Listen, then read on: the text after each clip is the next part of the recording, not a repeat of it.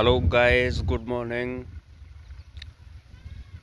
देखिए ये पैराक्वाट लगी है दोस्तों।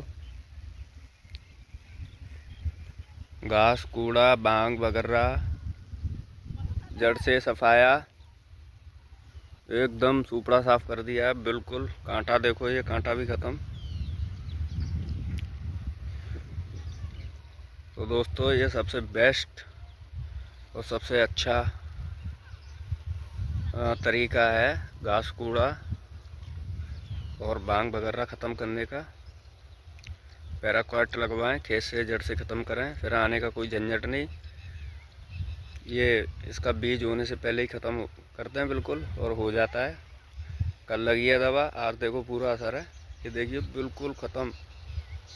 देखिए चारों तरफ बिल्कुल ख़त्म ही ख़त्म दिख रही है, कुछ नहीं। धन्यवाद।